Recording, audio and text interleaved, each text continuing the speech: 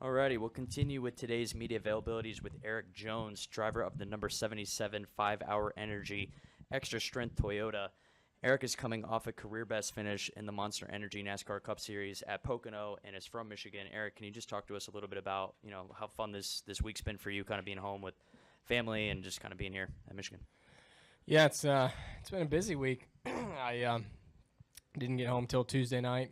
Drove back up here and then went over, tested a late model on Wednesday over in Grand Rapids, Michigan, and then yesterday kind of got to take the day off, visit a little friends and family, and then back at it again today. So it's just nice to come home, nice to sleep in the house that I grew up in and stay there. It's only about an hour away from here, and roll into the racetrack in the morning. So it's just cool to be here and on Sunday get all the family and friends out.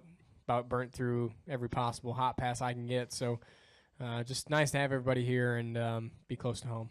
Good deal. With that, we'll open up for questions. We'll start over here with Joe. Work our way around. Joe from WTVG in Toledo. You're having a good year. We've seen a lot of first-time winners as well. What do you think of the youth movement this year? It's been nice to see. I think all of us have been working to kind of get to that point where we can win races, and we're steadily getting closer to that. You can see that each week, and with Ryan getting a win, I think Chase will get a win soon. Hopefully we can get a win soon, and all kind of join that list and really become competitors week in and week out and contend for these wins. So we're all trying to get there. It's neat to see us all kind of come in at the same time. I've raced with a lot of these guys for a long time, and to all be at this level together is a little bit surreal. When you race against guys when you're younger and late models and stuff, you don't really think you're going to race them forever or all make it to this level. So to see us all here and having our chance is pretty cool. We'll go to Bob Taylor in the back. Sorry. Bob Pockris, ESPN. Do you do a lot of simulator work, and would you do more in the week leading up to Sonoma? I don't do a ton on the sim. I did actually go on Tuesday morning. I went to the sim for Sonoma. I won't go back, but I did spend about 4 hours there just making laps and doing everything I could. Unfortunately, I couldn't find a K&N car to drive, so I had to, that's all I've got to prepare.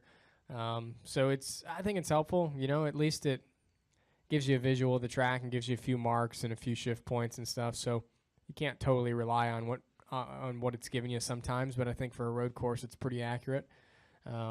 So it'll definitely, at least, like I said, give me some kind of mark or point to go off of when I get in there and do the real thing next week. How's it going, Erik? Taylor DeSormo with MLive.com. You mentioned that you haven't been home in a while, been busy on the NASCAR circuit. Now that you've had some time with friends and family this weekend, what are their thoughts on the mullet? Well, a lot of them were... Well, a few of them were down in North Carolina for my 21st birthday, and that's when that all kind of went down. They thought it was pretty funny. And then I think my biggest fan of it is my uncle, because he had a pretty rockin' mullet in about 1987. So he was a big fan. He said, I need a little bit of work on the back yet, get it a little bit longer, and I'll be just fine. So they like it. They think it's pretty funny. We'll go to Colton, Mike, and George. Colton Wood, Auto Week. Kind of with this season over halfway now, and then people are trying to fight to win and trying to get into the playoff. What would it mean for you to win at your home track here at Michigan and then clinch that virtual spot into the playoff? It'd be really cool. I told somebody earlier today that I was jealous last year watching Kyle Larson get his first win here, because I was thinking, man, that sure would be pretty storybook if I could do something like that. I'd love to get my first win here. I would love to win the Xfinity race here last year and even the truck race the year before. So this is a place that I'm always going to want to win at until hopefully it finally comes. I know it's going to be a tall task, but I definitely think we're capable of it. We ran good in Pocono last week. We got a lot of momentum right now, and I think we brought a good car again this weekend. So it'd mean a lot to me. It'd definitely be cool with as many people that would be here watching and would get to enjoy it all with me in Victory Lane, and then head right over and do another race on Monday. So it'd be pretty special. Go ahead, Mike. Erik, Michael Brudnell from Auto Week.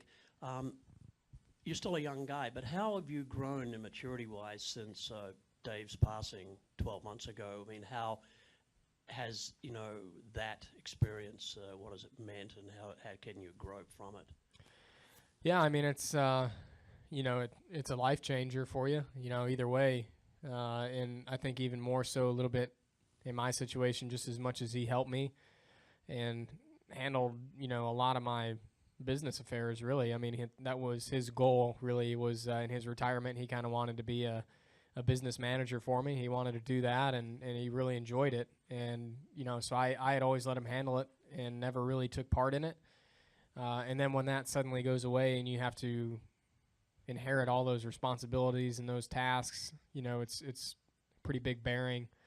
And it took a long time to really get everything lined up and where, I felt like I had it all under control and felt like I had people to manage it, and I'm still not fully at that point, but definitely feel like I'm in better control than that, than I ever was, But it just, it just changes the way you look at things a little bit. Definitely, I think made me a more rounded person at the end of it all.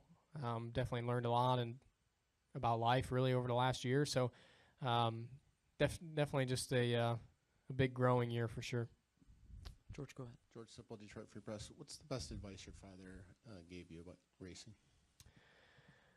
Wow, about racing specifically, I would say we were probably at where were we? Toledo one day. I was racing a go-kart.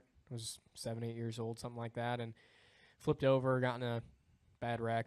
I was fine, just shook up like any kid would be, and didn't want to race. It was in practice, so I wanted to go home. And he said, "Well, that's not going to happen. We're not here to quit and go home." He said, "You gotta." Went on this whole speech about getting back up on the horse and going back out and getting back after it, not giving up, and finally gave in and went back out. We ended up winning that day, and that's it's stuck with me even to this day. There's times where you want to give up, quit, whether it's in the race or you have a bad day, practice, qualifying, and you're ready to just be done with it. I always think back to that day and that speech about getting back up on the horse and going back after it again. Go in the back. Eric, excuse me. Steve Schweitzer of the Lasco Press. When your parents lived here in the area, I'm told that they were members of the Greater Flint Pilots Association, and they joined that to learn how to fly, to follow you in your career. That association just announced a scholarship program called Michigan Takes Flight, and I'm told that your family was one of the first to sponsor that scholarship. Would you just tell us a little bit about that? Speak to that for just a minute. Yeah, it's pretty cool. My dad had always wanted to learn how to fly since as long as I can remember. Since I was a little kid, he would talk about it, and finally got the opportunity where he didn't have to go to the racetrack every weekend with me and had the chance and the time to go and do it. And my mom had said that she wasn't going to fly with him unless she knew how to fly the plane too. So she went and joined, and they both signed up, and basically you have to buy in to the association. So after my dad passed, my mom had no interest in flying by herself, and donated that piece back to the association, and they started the scholarship in honor of my dad. So it's pretty neat. It's going to give really anybody the chance that wants to learn how to fly and doesn't necessarily have the means to do it, to go out, get the chance to do it, get their pilot's license, and be a part of the club. So it's really special. I know it's something that meant a lot to him, and to at least see it be carried on and be helpful to another person, I know would definitely make him happy. Any additional questions for Erik? We'll go to Lee in the front here. Lee Spencer, Motorsport.com. Brad Keselowski said that most Michigan guys are not really racers because they care so much about their cars that they can't even imagine wanting to tear them up. And given what your dad did, his love of Corvettes, you can probably appreciate that. What made you go from, just being a car guy to wanting to race so badly?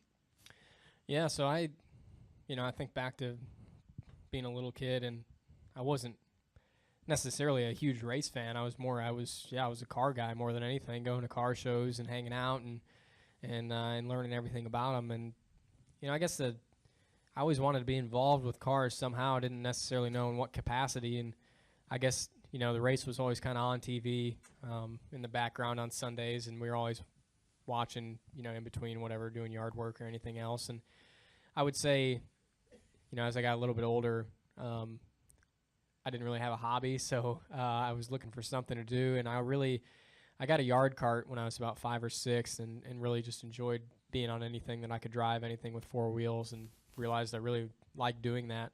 And then after we found out about quarter midget racing, I think it was all just kind of natural. You know, I was just a naturally competitive person, really wanted to win at anything. I mean, even at 5, 6 years old, it didn't really matter. And when I got into racing, it was like, wow, this is the best of both worlds. You know, it's cars, it's the competition, it's the work you put into it. It was just everything that I enjoyed, even as a little kid, all rolled into one. So I think that was kind of what really did it for me. Anything else for Erik Jones? Erik, thanks for coming in. Good luck on Sunday. Thanks.